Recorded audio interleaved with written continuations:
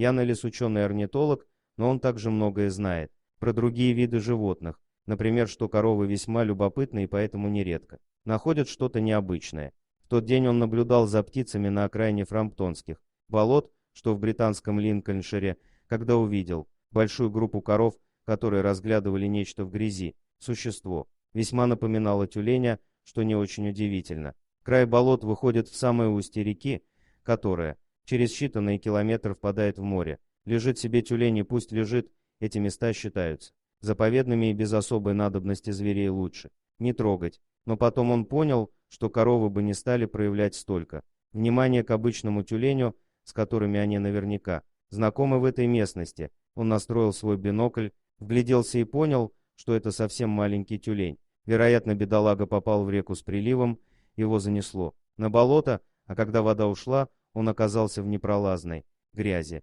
Хорошо коровам, у них высокие ноги, а с его ластами что тут делать? Ученый сообщил о малютке спасателям, и вскоре те доставили его в ветеринарную лечебницу. Там установили, что кроха новорожденная, она появилась на свет каких-то 5 дней назад и осиротела, из-за чего уже успела оголодать и получить обезвоживание. Вдобавок ушибы и ссадины, но это не коровы виноваты, они как раз очень аккуратно обращались с малюткой, но без помощи людей ее шансы на выживание равнялись нулю. Потом врачи нашли еще и легочную инфекцию, и работа закипела. Для новорожденного тюленя сделали смесь с очень высоким содержанием жира, как в материнском молоке этих млекопитающих. Ей назначили курс антибиотиков, перевязали и поселили с другим ластоногим малышом Чарли, который прибыл всего на пару дней раньше. Врачей удивило, насколько маленький тюлень был доверчивым и ласковым, покорно терпел все процедуры и не пытался никого укусить.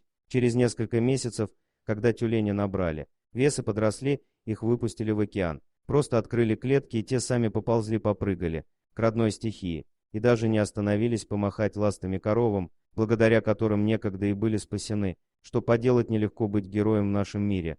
Дорогие друзья, если вам понравилось видео, поставьте лайк, а также подписывайтесь на канал, где найдете еще много интересного.